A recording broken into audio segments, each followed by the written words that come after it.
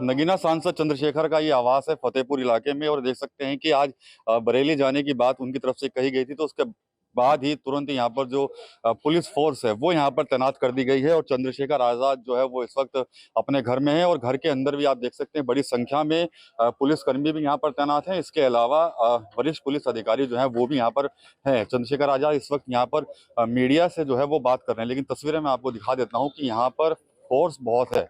आज कार्यकर्ताओं की भीड़ कम है, और तमाम जो पुलिस के जो अधिकारी हैं, कर्मचारी हैं, वो इस वक्त चंद्रशेखर के आवास पर हैं। और यहाँ पर उनको जिस तरह से उन्होंने बरेली जाने की बात कही थी, उसके बाद से ही पुलिस अलर्ट पर आ गई थी, और उनको बरेली जाने से जो है पुलिस रोक रही है।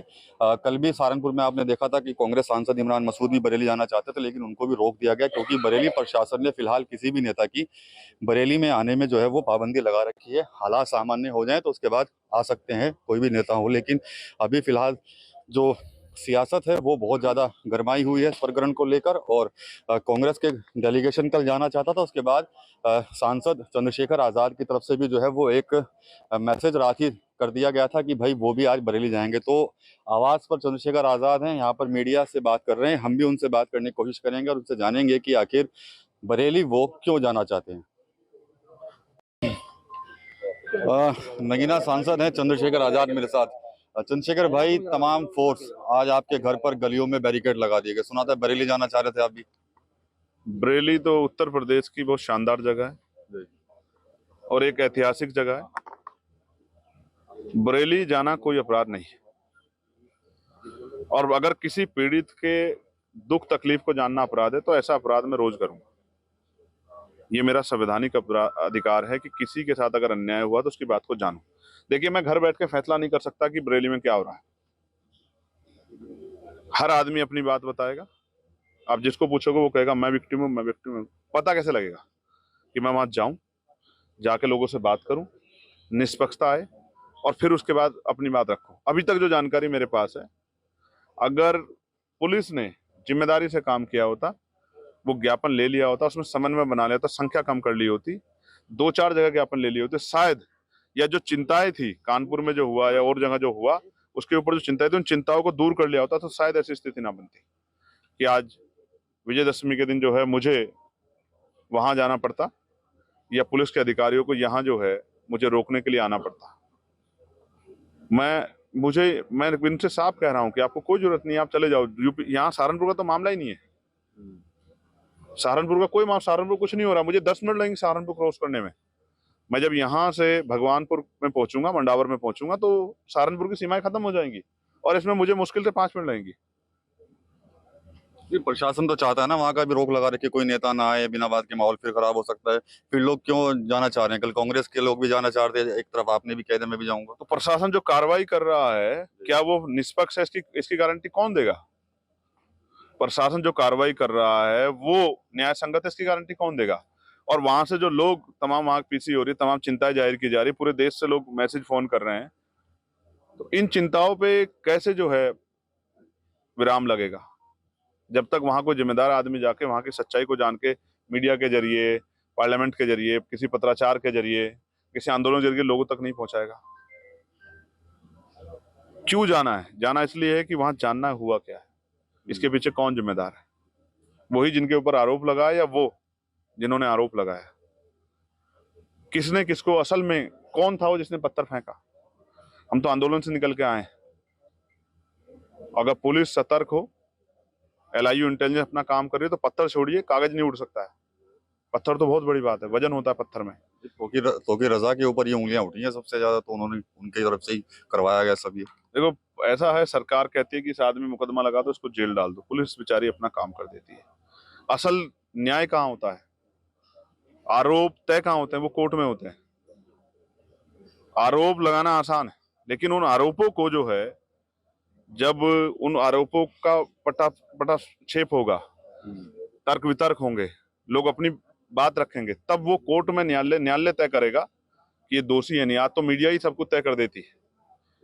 तो मैं इस बात के खिलाफ हूं, इसलिए मैं आपसे कह रहा हूं कि मैं वहां जाना चाहता हूं और जाके वहां के हालात को जानना चाहता हूं। मैं पुलिस के भाइयों से ये आग्रह करता हूं कि वो मुझे जाने दें, और मैं वहां जाके उनकी पीड़ा को सुनूं, और फिर जो भी सच है मीडिया, आप जैसे महान मीडिया के साथियों के जरिए उस बात को रखो और देश को पता लगे कि असल बरेली में हुआ क्या है। ओकी रजा के जो करीबी हैं उन पर बुलडोजर कार्रवाई हुई, इसके अलावा जो हिंसा का जिन पर आरोप लगा है उनके एनकाउंटर भी हुए हैं बरेली में। तो मैं ये चाहता हूं कि प्रदेश की एक लिस्ट निकाली जाए कि जिनका एनकाउंटर हुआ है वो किन वर्गों के लोग हैं। ये जानकारी मिलनी चाहिए प्रदेश को। जिनके घरों पे बुलडोजर चला है, अपराध तो यहाँ हो रहे हैं। एनसीआरबी का डाटा कल आया, आपने देखा होगा, 63,000 से ज्यादा घटनाएं हुई हैं। तो ये इनमें कितनी घटनाओं में बुलडोजर चला है, कितनी घटनाओं में हाफ इनकाउंटर हुआ है, ये इसकी जांच होनी चाहिए। मैं बुलडोजर के किसी कीमत पे पक्ष नहीं। सोचिए आपने अपराध कर दिया है तो उसकी सजा आपके पूरे परिवार को नहीं मिल सकती। घर बनाने में बहुत समय लगता है, घर तोड़ने में बहुत कम समय लगता है, और फिर अगर बाद में वो आदमी दोषी नहीं पाया गया तो आप कहां से बनवा के दोगे? ये जनता के टैक्स का पैसा है, किसी का घर का पैसा थोड़ा है कि आपने हाथ तोड़वा दे, बाद में इसी पैसों को खराब कर दो उस पर।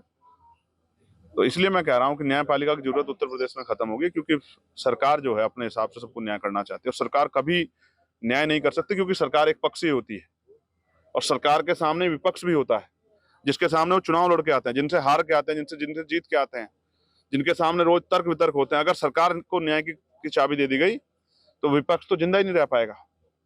विपक्ष को तो खत्म कर दिया जाएगा, कुचल दिया जाएगा, उनके अधिकारों का तो अतिक्रमण हो जाएगा। इसलिए न्यायपालिका बनी और न्यायपालिका के अधिकारों को का वॉल्यूशन होगा तो मेरे जैसे संवैधानिक पद पर बैठे व्यक्ति को बोलना चाहिए। आपके पास नोटिस होगा तो आप दिखा दो, जिसमें जो बुलडोजर चला है वो अवैध है, इसका कोई नोटिस दिया गया, और नोटिस के साथ समय दिया जाता है विकास भाई कि आपकी ये स्थान अवैध है, आपको इतने दिन का समय देते हैं, आप इसमें हटा लो, और नहीं हटाओगे तो हम हटा देंगे। तो फिर रात को घटना हुई सलावा में, सुबह बुलडोजर चल गया, रात को घटना हुई बरेली में, सुबह बुलडोजर चल गया। इसको मैं क्या मानूं कि ये भेदभावपूर्ण कार्रवाई है या नहीं है? और मैं पुलिस को दोष नहीं देना चाहता, आप जान लो, क्योंकि पुलिस वो करती है जो सरकार कहती है, और नहीं करेंगे तो विचारों पे, अच्छे अधिकारियों पे भी कार्रवाई हो जाएगी। और वहां जो डीआईजी यहीं से गए हैं सहारनपुर, हम जानते हैं किन परिस्थितियों में क्या हुआ, वो किसी छिपावा नहीं, सब प्रदेश देख रहा है, और मैं इसलिए जाना चाहता हूं कि उनकी आवाज बन सके। मुख्यमंत्री योगी के कुछ भाषण आपने देखे होंगे, अभी 2-3 दिन पहले काफी चर्चाओं में आए थे, जिसमें एक कहा गया था उनकी तरफ से कि गजवाए हिंद का सपना देखने वालों को जहन्नुम का टिकट कटवा दिया जाएगा। इसके अलावा एक ये भी था कि कोई उपद्रव करेगा, दंगा करेगा तो ऐसे ही पीटे जाएंगे जैसे बरेली में पीटे गए हैं, और ये नहीं जानते कि शासन किसका है। तो पहली बात पे आ जाते हैं, 12वां साल है देश में आपकी सरकार है, सारी एजेंसियां आपके अंडर में, सीबीआई हो, ईडी हो, इनकम टैक्स हो, एनआईए हो, अर्धसैनिक बल हो, आर्मी हो, सब आपके पास है। 8 साल से आप उत्तर प्रदेश में, फिर कौन गजवा हिंद का सपना देख रहा है? और अगर गजवा हिंद का सपना देखा जा रहा तो आप कुर्सी बैठ के काहे को तोड़ रहे हो? कुर्सी छोड़ क्यों नहीं देते, इस्तीफा क्यों नहीं देते? अगर आपसे प्रदेश में शांतिपूर्ण वातावरण नहीं बनाया जा रहा है तो काहे कुर्सी बैठे हो? छोड़ दो कुर्सी। ये जो चुनावी भाषण है, लक्ष्यदार भाषण और एक समुदाय को डराने के जो भाषण है, ये जनता बहुत दिन सुनते आ रही है। ये तो भाषण दे दिया, लेकिन रोटी कपड़ा मकान रोजगार पे, महंगाई पे, किसानों के लिए डीएपी खाद की व्यवस्था वो कहां से करोगे? उसके लिए पॉलिसी है आपके पास? जब भी कोई सवाल बुनियादी खड़ा होता है तो अपनी यही घिसी पिटी बातें लेके आ जाते हैं मुख्यमंत्री, और जवाब नहीं है मुख्यमंत्री पे। 8 पे कमीशन की जो है वो सिफारिशें कब लागू होंगी, कोई जवाब नहीं है सरकार के पास। पुरानी पेंशन कब लागू होगी, प्रमोशन रिजर्वेशन कब लागू, कोई जवाब नहीं है सरकार के पास कमजोर वर्गों के लिए। एक ही जवाब है कि ये सरकार किसकी है। हमें पता है सरकार आपकी, जनता ने बनाई है, घमंड मत पालो, ये जनता कुर्सियां भी छीन लेगी तुमसे। ये कौन सा शासन है? सबने देखा है कौन सा शासन। इसी शासन में जो है इतनी घटनाएं हो रही, इतना अपराध बढ़ रहा है, लखनऊ में अपराध हो रहा है और मुख्यमंत्री चैन से पढ़कर सो रहे हैं। नहीं कहना चाहता मैं कुछ भी, बस मैं इतना कहना चाहता हूं कि अन्याय देश प्रदेश देख रहा है, भूलेगा नहीं। अब क्या करेंगे आप? मतलब नहीं, फोर्स मैं बात कर रहा हूँ, मैं तो अधिकारियों से बात कर रहा हूँ।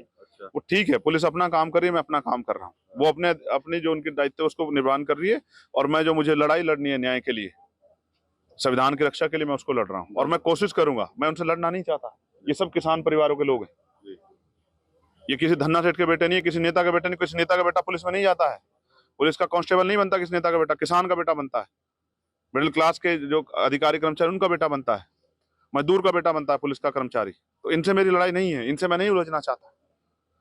लेकिन जो सरकार दमन करेगी उससे तो लड़ाई होगी, और आर पार की लड़ाई होगी, मेरी बात को आप याद